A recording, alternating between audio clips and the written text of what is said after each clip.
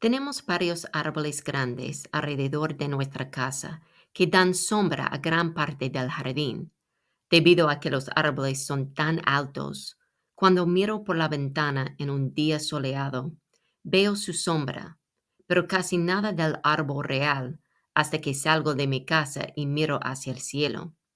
En este momento puedo ver el árbol gigante entero y el sol brillando sobre él, proyectando una sombra de gran alcance. Las sombras de estos grandes árboles brindan un respiro del calor del verano y refugio del sol intenso.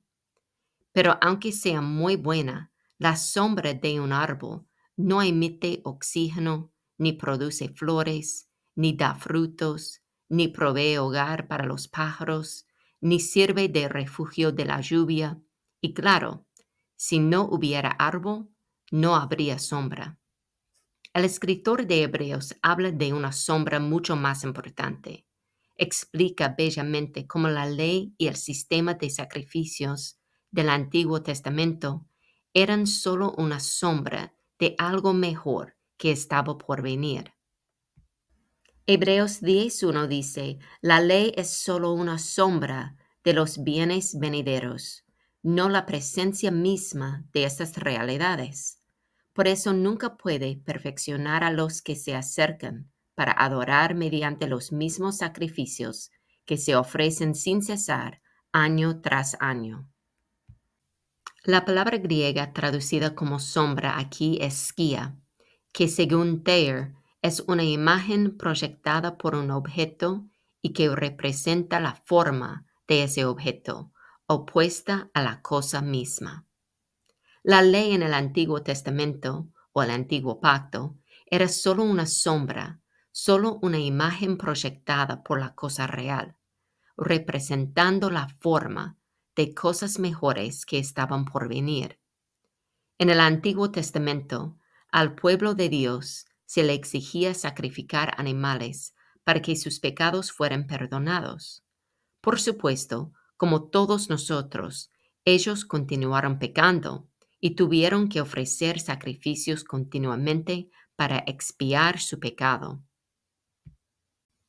Y dado que la persona corriente no podía entrar en la presencia de Dios, Dios estableció el oficio de sacerdote, un mediador entre el hombre y Dios, quien llevaría sacrificios a Dios de parte del pueblo.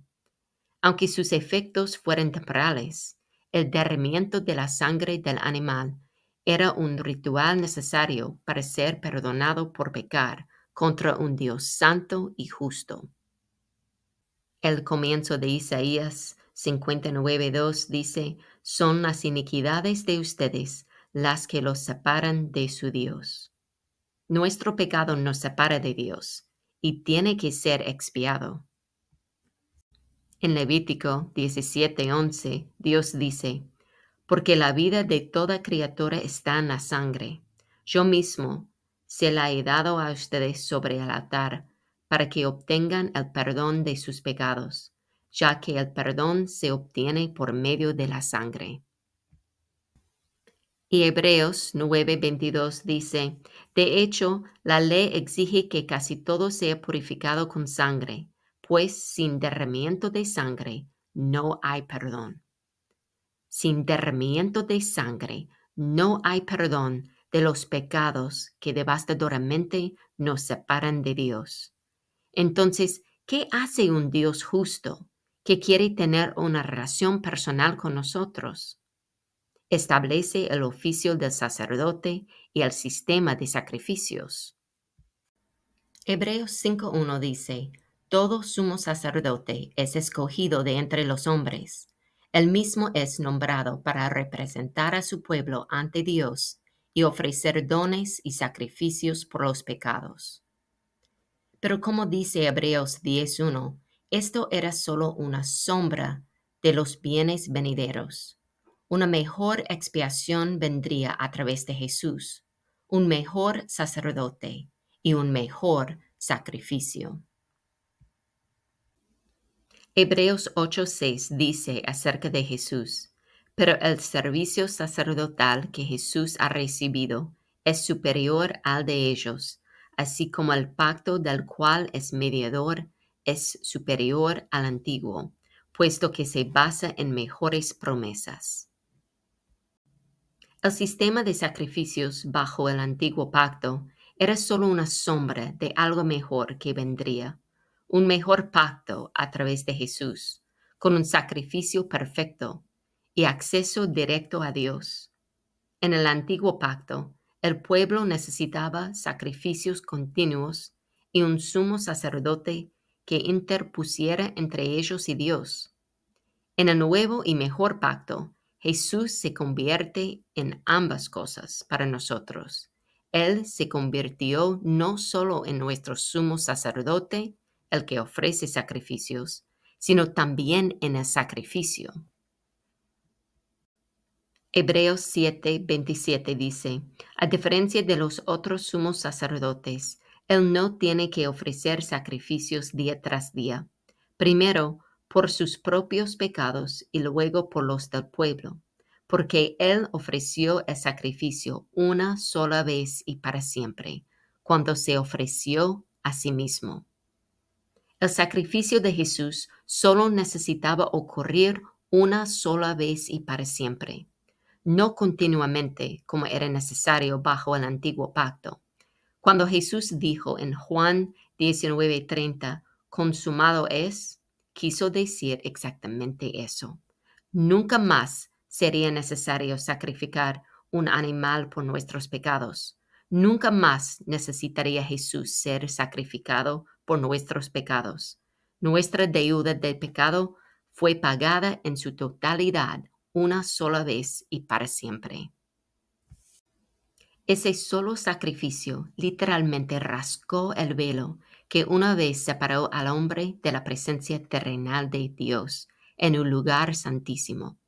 Mateo capítulo 27 versículos 50 y 51 dicen, mas Jesús, habiendo otra vez clamado a gran voz, entregó el Espíritu. Y he aquí el velo del templo se rasgó en dos, de arriba abajo, y la tierra tembló, y las rocas se partieron. Un sacrificio perfecto, una sola vez y para siempre. Vamos a leer de Hebreos capítulo 7 de nuevo, pero esta vez vamos a empezar con el versículo 23. Dice, ahora bien, a los sacerdotes la muerte les impedía seguir ejerciendo sus funciones, y por eso hemos tenido muchos de ellos. Pero como Jesús permanece para siempre, su sacerdocio es imperecedero. Por eso también puede salvar por completo a los que por medio de él se acercan a Dios, ya que vive siempre para interceder por ellos. Nos convenía tener un sumo sacerdote así, santo, irreprochable, puro, apartado de los pecadores, exaltado sobre los cielos. A diferencia de los otros sumos sacerdotes, él no tiene que ofrecer sacrificios día tras día, primero por sus propios pecados y luego por los del pueblo, porque él ofreció el sacrificio una sola vez y para siempre, cuando se ofreció a sí mismo. Jesús, nuestro sumo sacerdote perfecto, para siempre y permanente, no trajo un sacrificio inadecuado y temporal, como lo habían hecho los sacerdotes terrenales, sino que se ofreció a sí mismo como el único sacrificio que podía salvarnos completamente una sola vez y para siempre. La Biblia nos enseña que todos hemos pecado y que nuestro pecado nos separa de Dios. Pero Jesús murió y resucitó para ser la expiación perfecta por nuestro pecado y el mediador perfecto entre nosotros y Dios si confiamos en Él. Hebreos 2:17 dice, por eso era preciso que en todo se pareciera a sus hermanos, para ser un sumo sacerdote fiel y compasivo al servicio de Dios, a fin de obtener el perdón de los pecados del pueblo. Una de las cosas mejores que tenemos ahora bajo el nuevo pacto es un sumo sacerdote fiel y compasivo. La palabra griega traducida aquí como compasivo es eleemon, que según el diccionario de Vine significa no simplemente compasivo, sino activo en compasión. Y la palabra griega traducida fiel es pistos, que significa, según Strong, digno de confianza, confiable, fidedigno. Ahora vivimos bajo un nuevo y mejor pacto, en el cual tenemos un sumo sacerdote perfecto, que es fiel, digno de confianza, confiable y activo en compasión. Un sumo sacerdote perfecto, que se ofreció a sí mismo como el sacrificio perfecto de nuestros pecados, una sola vez y para siempre, rompiendo el velo que una vez nos separó de Dios. Ahora, por poner nuestra confianza en Jesús, podemos tener una relación personal con Dios. Gracias a Dios que ya no vivimos bajo el antiguo pacto, que era solo una sombra de cosas mejores por venir.